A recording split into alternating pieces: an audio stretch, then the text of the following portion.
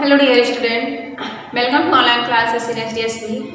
आज मैं आप लोगों को क्लास 3 का साइंस पढ़ाऊंगी, जिसमें से आज का हमारा जो टॉपिक है वह है शरीर के अंग और आप लोगों की लेसन का नाम है 6। ठीक है, जो लेसन है आप लोगों का 6 और लेसन 6 का जो पार्ट है वह है शरीर के अंग। ठीक है, क्या है? शरीर के अंग, पार्ट्स ऑफ बॉडी के बारे में आज मैं आप लोगों को बताऊंगा। ठीक है, जैसे कि हमारा जो शरीर होता है, ठीक है, वह उसके कई अंग होते हैं। ठीक है, क्या होते हैं? उसके कई अंग होते हैं। ठीक है, तो आज मैं आप लोगों को उसी के बारे में आज मैं आप लोगों को बताऊंगी। जैसा कि किसी भी जीव में, ठीक है, क्या है? किसी भी जीव में जीवन की पुष्टि विभिन्न गतियों के आधार पर ही होता है। ठीक है, जो कोई भी जीव हो या जंतु हो, जो उनकी पुष्टि होती है वह विभिन्न गतियों के आधार पर ही होती है। ठीक है, क्या होती है? विभिन्न गतियों के आधार पर ही की जा सकती है। जैसे शरीर से बाहर तथा शरीर के भीतर निरंतर परिवर्तन होते रहते हैं। हमारे शरीर के बाहर भी परिवर्तन होते रहते हैं और जो हमारे शरीर के अंदर जो अंग होते हैं उनमें भी क्या होते हैं? परिवर्तन होते रहते हैं। ठीक है, होते रहते हैं। फिर जिसमें सभी प्राणी प्रभावित होते हैं। जब ये परिवर्तन होता है तो उसमें क्या होते हैं? सभी प्राणी क्या होते हैं? प्रभावित होते हैं। इन्हें प्रभावित होकर जंतु अपने शरीर की अखंडता तथा जीवन को बनाए रखने के लिए प्रतिक्रियाएं करते हैं। ठीक है, जैसा कि जो किसी भी जीव की पुष्टि के लिए विभिन्न गतियों के आधार पर की जा सकती है। ठीक है, किसी भी जीव में जीवन की पुष्टि विभिन्न प्रकार की गतियों के आधार पर की जाती है। शरीर के बाहर तथा शरीर के भीतर निरंतर परिवर्तन होते रहते हैं, जिससे क्या होता है? सभी प्राणी प्रभावित होती है। जितने भी प्राणी होते हैं क्या होते हैं? इस परिवर्तन से क्या होते हैं? प्रभावित होते हैं। इनमें प्रभावित होकर, ठीक है, इन परिवर्तन से प्रभावित होकर जो जंतु होते हैं वो अपने शरीर की अखंडता तथा जीवन को बनाए रखने के लिए, ठीक है, अखंडता और जीवन को बनाए रखने के लिए क्या करते हैं? प्रतिक्रियाएं करते रहते हैं। ठीक है, मनुष्य की यह क्षमता विशेष अंग पर निर्भर रहती है। जो मनुष्य की ये क्षमता होती है, जो परिवर्तन होते हैं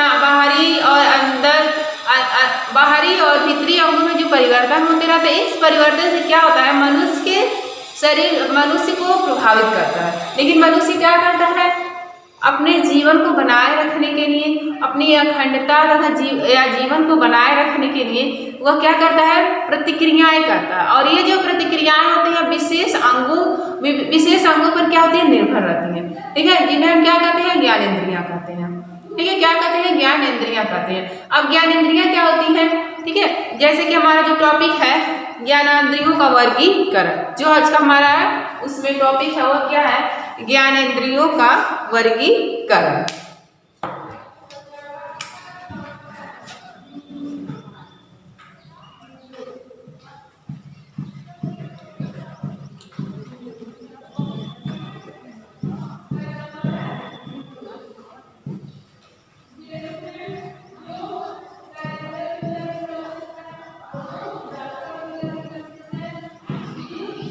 वर्गीकरण, क्लासिफिकेशन ऑफ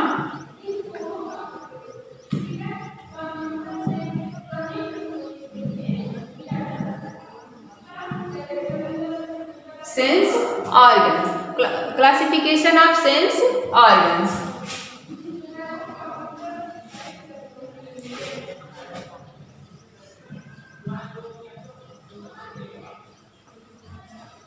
ठीक है, classification of sense organs. Sense यहाँ पे क्या होगा? SEN या CE होगा। ठीक है, क्लासिफिकेशन ऑफ सेंस ऑर्गन्स मतलब ज्ञानेंद्रियों का वर्गीकरण।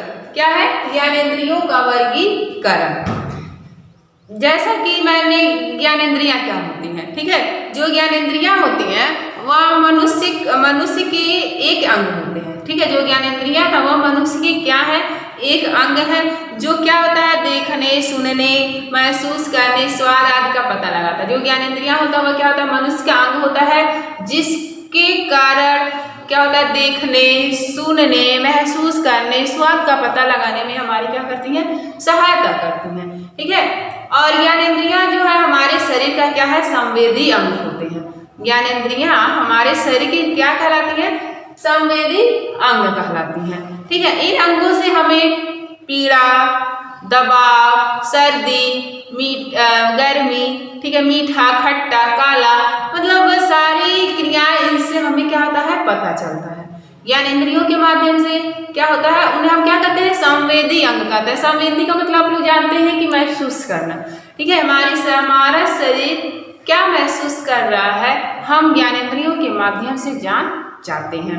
ठीक है, जैसे कि हमारा शरीर जब दर्द महसूस करता है तो हम लोग क्या करते हैं? जान जाते हैं। ठीक है, तो इसी तरह से जो है हम ज्ञानेंद्रियों को क्या कहा गया है? शरीर का संवेदी अंग कहा गया है। ठीक है, क्या कहा गया है? संवेदी अंग कहा गया है।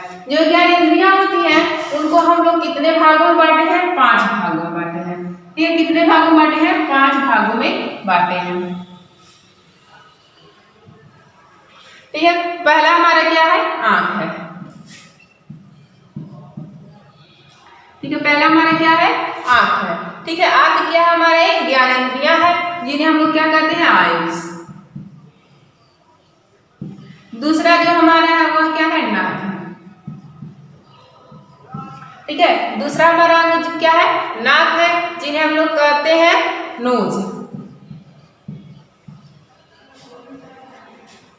तीसरा हमारा जो है वह है कान। इसको हम लोग क्या कहते हैं? ईयर।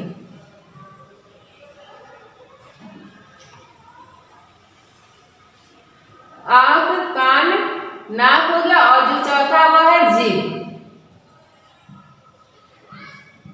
ठीक है, चौथा क्या है? जीभ है।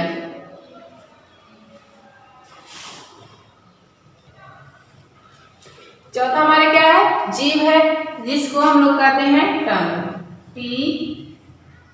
TONGUE।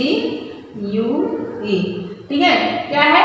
टंग है। और जो हमारा पांचवा है वह क्या है? त्वचा है। ठीक है, क्या है? त्वचा है, जिसको हम लोग क्या कहते हैं? स्किन। क्या कहते हैं? स्किन कहते हैं। ठीक है, तो जो ज्ञानेंद्रियों का वर्गीकरण है उसको हम लोग कितने भागों में बांटे हैं? 5 भागों में बांटे हैं। आंख, नाक, कान, जीभ एंड त्वचा। ठीक है, कितने भागों में बांटे हैं? 5 भागों में बांटे हैं। ठीक है, तो आंख तो आप लोग जानते ही हैं। ठीक है, आंख तो आप लोग जानते ही हैं। जैसे क्या है? बाह्य अंग है। ये जो पांचों ऑर्गन्स हम लोग को दिखाई दे रहे हैं, ये क्या है? बाह्य अंग है। बाह्य अंग का मतलब होता है कि जो हमारे बाहर के अंग हो और हम जिन्हें अपनी आंखों से देख सकें, उन्हें हम क्या कहते हैं? बाह्य अंग कहते हैं। तो हम अपने आंख, नाक, कान, जीभ, त्वचा को क्या करते हैं? अपनी आंखों से देख लेते हैं। ठीक है, तो ये क्या है? बाह्य अंग है। तो हमारा जो पहला है वह है आंख है। ठीक है, तो आप लोग आंख को जानते हैं क्या कहते हैं? दृश्येंद्रियों। दृश्येंद्रियों का मतलब होता है दृश्य के लिए। ठीक है, दृश्येंद्रियों का मतलब होता है दृश्य के रूप में या दृश्य के लिए। हमें कोई भी चीज देखने के लिए हम किसकी सहायता से देख पाते हैं? अपनी आंखों की ही सहायता से देख पाते हैं। यदि हम किसी चीज को देखना हो तो हम किसका प्रयोग करते हैं? अपनी आंखों का प्रयोग करते हैं। और हम अपनी आंखों की सहायता से ही अपने वातावरण की विभिन्न चीजों को हम लोग क्या कर सकते हैं? देख सकते हैं। ठीक है, क्या कर सकते हैं? देख सकते हैं, जो आंखों की बनावट होती है। ठीक है, तो आंखें हम लोग को समझ में आया, आंखों से हम लोग कौन सा कार्य करते हैं? देखने का काम करते हैं। ठीक है, जो आंखों की बनावट होती है यह सामान्यतः इनकी जो संख्या कितनी होती है? 2 होती है। प्रत्येक मनुष्य, प्रत्येक जीव जंतुओं के पास कितनी आंखें होती है? 2 आंखें होती हैं। ठीक है, और ये जो संरचना है बनावट में समान होती है। जो ये दोनों आंखें होती हैं वह कैसी होती है? एक समान होती हैं। ठीक है, ये दोनों आंखें चेहरे पे सामने की ओर होता है। जो हमारी आंखें क्या है? चेहरों के सामने तो होता है। जो हमारी दोनों आंखें उनका हमारे चेहरे के सामने की ओर आंखों के गड्ढे में स्थित होते हैं। ठीक है, कहाँ होते हैं? आंखों के गड्ढों में स्थित होते हैं। जो उनकी क्रिया है, ठीक है, जो आंखों की क्रिया है वह क्या कहते हैं? हमारे नेत्र कैमरे की भांति कार्य करते हैं। जो हमारा नेत्र होता है, जो हमारा आंख होता है, वह किसके भांति काम करता है? कैमरे के भांति ही काम करता है। जो नेत्रों में रेटिना होता है, ठीक है, जो नेत्रों में रेटिना पाया जाता है, या रेटिना पर हमेशा क्या बनती है? उल्टी प्रतिमूर्ति बनती है। जो आंखों के बारे में आप लोगों को आंखों आँखों के बारे में मतलब आप लोग जब ऊंची क्लासों में जाएंगे तो एक चैप्टर आपको मिलेगा आँख के बारे में, जो आँख के बारे में आप लोग को पूरा डिटेल से उसमें समझाया है। फिलहाल मैं आप लोग ये बता रही हूँ, जो नेत्र में क्या पाया जाता है, रेटिना पाया जाता है, और उस रेटिना पे कैसा प्रतिबिंब बनता है, उल्टा प्रतिबिंब बनता है। ठीक है, रेटिना पर उपस्थित जो दृक स्नायु एवं संवेदना को क्या होता है, वह मस्तिष्क में पहुंचा देता है। ठीक, क्या पहुंचा देता है, मस्तिष्क में पहुंचा देता है। अंत में मस्तिष्क इस प्रतिमूर्ति की व्याख्या कर मानव की वस्तु की वास्तविकता का ज्ञान करता है। जैसे कि जो चीजें हम देख रहे हैं अपने वातावरण में, जो चीजें हम देख रहे हैं, जैसे कि मान लीजिए हम अपने वातावरण में क्या देख रहे हैं, बहुत सारे पेड़ पौधे, घास, पशु पक्षी देख रहे हैं, लेकिन वो तो हम देख रहे हैं, लेकिन वह क्या है, उस चीज को पहुंचाने के लिए हमारा मस्तिष्क तो हमें बताता है कि वह क्या है, पेड़ पौधे हैं, जीव जंतु हैं। ठीक है, तो इस क्रिया को पहुंचाने के लिए नेत्र में क्या पाया जाता है, एक दिक् स्नायु पाया जाता है। क्या पाया जाता है, दिक् स्नायु होता है, जो क्या करता है, उसको मस्तिष्क से जोड़ता है, और जो भी सारी चीजें हम लोग देखते हैं वह क्या करता है, उसका वास्तविकता ज्ञान बताता है हमें। हमारी आंखें क्या करता है, उसका वास्तविकता ज्ञान बताता है। ठीक है, अब हमारा नेक्स्ट है नाक। नेक्स्ट क्या हमारा नाक है। नेक्स्ट हमारा क्या है, नाक है। ठीक है, जो कि नाक तो आप लोग जानते ही हैं कहाँ पे होता है, हमारे चेहरे पर। कहाँ होता है, हमारे चेहरे पर, हमारे चेहरे के सामने की ओर और दोनों आंखों के नीचे नाक स्थित होता है। हमारा जो चेहरा, हमारा नाक कहाँ होता है, आंख के नीचे तो होता है, पहले हमारा आंख होता है, उसके नीचे क्या होता है, हमारा नाक होता है। ठीक है, तो नाक से क्या करते हैं हम लोग, विभिन्न प्रकार के स्मेल को या सुगंधित पदार्थों को क्या करते हैं, महसूस करते हैं कि वह पदार्थ की खुशबू का सुगंधित है या नहीं है। हम किसकी सहायता से पता लगा पाते हैं, अपने नाकों की सहायता से ही पता लगा पाते हैं, जो इसकी बनावट होती है। ठीक है, जो मनुष्य में किसी वस्तु को गंध का ज्ञान के लिए नाक ही होती है। मतलब किसी भी वस्तु के गंध के बारे में अगर हमें पता लगाना हो तो हम अपने नाक की सहायता से ही उस वस्तु के गंध के बारे में पता लगा सकते हैं। ठीक है, किसकी सहायता से हम पता लगा सकते हैं, नाक की सहायता से हम लोग पता लगा सकते हैं।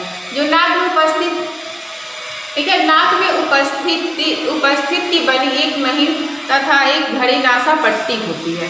नाक में क्या होती है, एक महीन सी क्या होती है, नासा पट्टी होती है।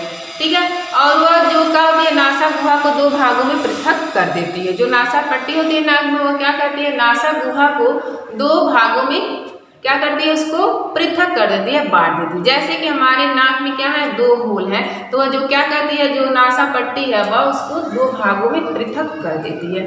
इसकी क्रिया क्या होती है, ठीक है, जो नासा गुहा होता है, ठीक है, नासा गुहा की जो छतों की दीवारों पर श्लेष्मा झिल्ली चढ़ी हुई रहती है। ठीक है, जिससे श्लेष्मा निकलता रहता है। जो नाक की दीवारों, जो नाक की दीवार होते हैं उनमें क्या होती है, श्लेष्मिक झिल्ली पाई जाती है, जिन्हें हम लोग, जिसमें से क्या निकलता है, श्लेष्मा निकलता रहता है, जो श्वास द्वारा ली गई वायु को नम एवं गर्म बनाता है। जो श्लेष्मा होता है, जब हम नाक से वायु लेते हैं, वायु ग्रहण करते हैं, तो उस वायु को क्या करती है, श्लेष्मा नम एवं गर्म कर देती है। ठीक है, क्या करती है, नम एवं गर्म बनाती है।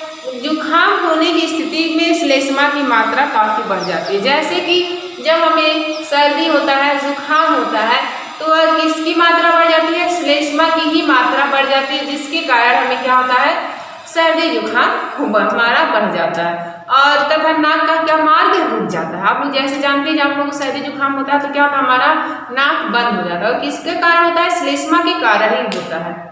ठीक है, जब श्लेष्मा की मात्रा काफी बढ़ जाती है तो हमारी नाक, हमें सर्दी जुकाम होता है और हमारे नाक क्या होते हैं, बंद हो जाते हैं। इसी कारण हमें किसी भी प्रकार की गंध का ज्ञान नहीं हो पाता है। जैसे कि जब हमें सर्दी जुकाम होता है तो हमारी नाकें क्या होती हैं, बंद हो जाती हैं, और हम किसी भी चीज के गंध का पता नहीं लगा पाते। क्यों नहीं लगा पाते, क्योंकि श्लेष्मा के बढ़ने के कारण हमारी नाकों की जो नासगुहा होता है वह बंद हो जाता है, जिसके कारण हम किसी भी वस्तु के गंध का पता नहीं लगा पाते। ठीक है, तो आप लोगों को क्या समझ, नाक तो आप लोग जाने कि नाक क्या होता है, नाक का काम क्या होता है। ठीक है, अब हमारा नेक्स्ट क्या है, कान है। नेक्स्ट क्या है, कान है।